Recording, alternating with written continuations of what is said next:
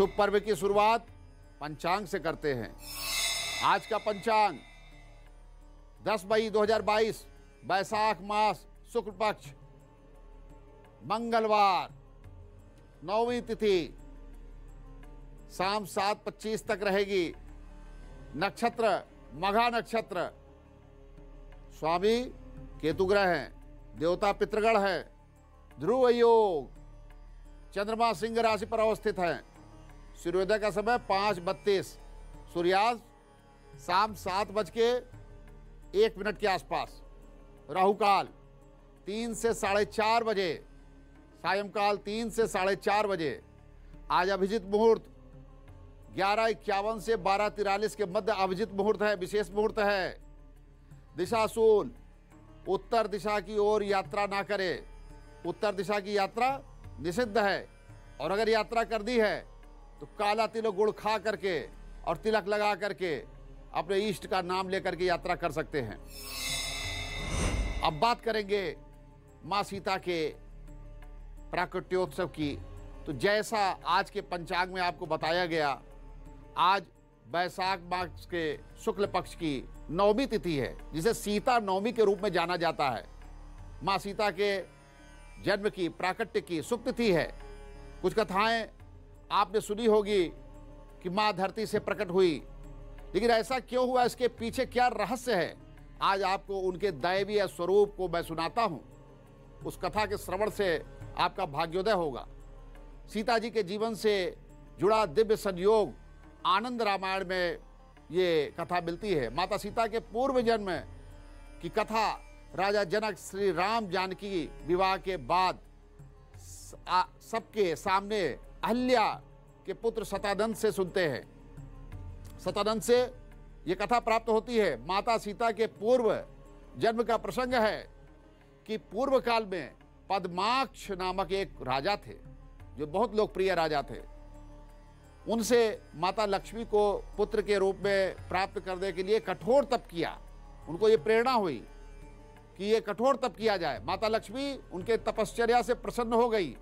उन्होंने कहा, मैं तो भगवान विष्णु की पत्नी होने की वजह से उनके ही अधीन हूं, इसलिए राजा भगवान विष्णु की तपस्या में भी लग गए।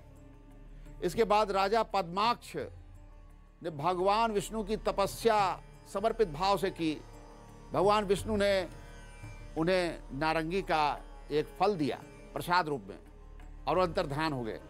जब राजा पद्माक्ष ने उस नारंगी फल के प्रवेश मार्ग को देखा, उसे चीरा, तो एक दिव्य कन्या उसमें दिखाई दी। राजा को समझ में आ गया कि ये दिव्य कन्या साक्षात लक्ष्मी ही हो सकती हैं। इस कन्या का नाम पद्माक्ष के नाम पर पद्मा रख दिया गया। उन्होंने पद्मा नाम बताया। जब पद्मा बड़ी हो गई तो राजा ने उनके विवाह के लिए स्वयंवर का आयोजन किया, और वहां आए राजाओं को यह चुनौती दी गई, जो भी अपने शरीर को आकाश के नीले रंग से रंग देगा वही पद्मा का पति होगा। इस चुनौती में विफल रहने पर वहां पद्मा से विवाह करने आए हुए देवता, दैत्य, राजा, समस्त लोगों ने पद्माक्ष पर आक्रमण कर दिया। क्योंकि सफल नहीं हो पा रहे थे, ऐसा शर्त था। एक दैत्य के हाथों राजा पद्माक्ष का वध भी हो गया। इसके बाद देवी पद्मा को प्राप्त करने के लिए सभी दैत्य, देवता, राजा उनकी तरफ बड़े वेग से दौड़ पड़े। यह देख पद्मा अग्नि में प्रज्वलित हो गई, अग्नि में कूद पड़ी। वहां आए समस्त राजाओं, देवताओं और दैत्यों ने पद्मा को ना पा सकने के क्रोध में सारा नगर भस्मीभूत कर दिया। देवी पद्मा अग्निकुंड में समाहित हो गई। आनंद रामायण की कथा के अनुसार एक वक्त लक्ष्मी स्वरूपा पद्मा अग्निकुंड से बाहर निकल करके वेदी पर बैठी हुई थी, तो उसी वक्त अपने पुष्पक विमान से वायु मार्ग से रावण गुजर रहे थे। अब पद्मा पर दृष्टि पड़ गई, मोहित हो गए, और जैसे ही रावण ने पद्मा को पकड़ने के लिए प्रयास किया, फिर वो अग्निकुंड में प्रवेश कर गई। रावण ने पद्मा को जैसे ही अग्निकुंड में प्रवेश करते देखा, क्रोध में वो परेशान होकर के उसने घड़े का पूरा पानी डाल दिया ताकि जो है ये अग्निकुंड बुझ जाए। रावण ने जब राख में पद्मा को ढूंढने की कोशिश की तो वहां उसे सिर्फ पंचरत्न दिखाई दिए। रावण ने इन 5 रत्नों को एक संदूक में रख दिया और लंका अपने देश वापस लौट आए। संदूक अपने पत्नी मंदोदरी को भेंट कर दिया। एक दिन रावण ने मंदोदरी को वह संदूक लाने के लिए कहा, जाओ वो संदूक ले आओ जिसमें उसने वो पंचरत्न रखे थे।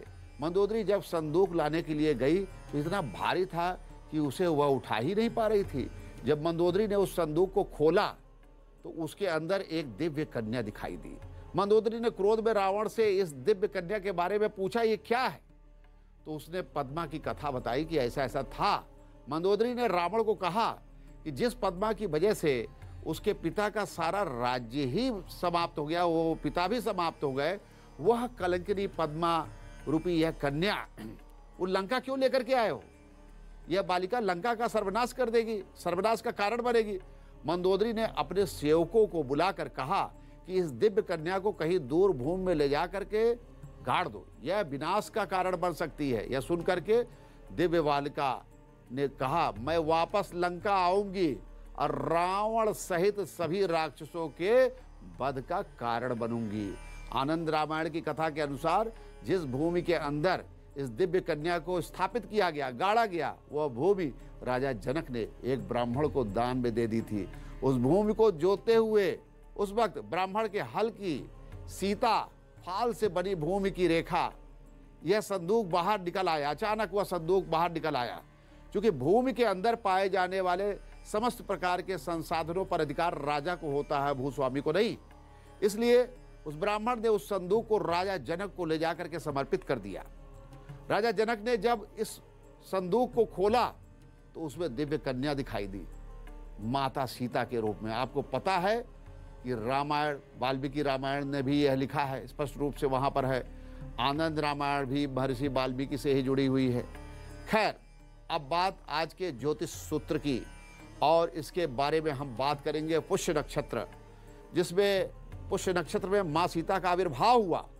आपके लिए पुष्य नक्षत्र और उसके देव बृहस्पति कुंडली में क्या लाभ हानि कर रहे हैं, ये सब हम जानेंगे। लेकिन पहले जानेंगे प्रारंभ की 4 राशियों का भाग्यफल क्या है। मेष राशि, परिवार में सुख, शांति, समृद्धि, धन वृद्धि, मान वृद्धि, सम्मान वृद्धि, बहुत शुभ समय है। लेकिन आपके शरीर में पीड़ा और कष्ट रहेगी, शरीर में वेदना हो सकती है। थोड़ा स्वास्थ्य का ध्यान दीजिए और संयमित रहिए ताकि आपका दिन शुभ हो। वृषभ राशि, बच्चों की शिक्षा पर आपको विशेष ध्यान देना है, विवादों से आपको बचना है और किसी भी तरह के निवेश से बचे। आज निवेश नहीं करना है, निवेश किए तो धन हानि तय है। मिथुन राशि,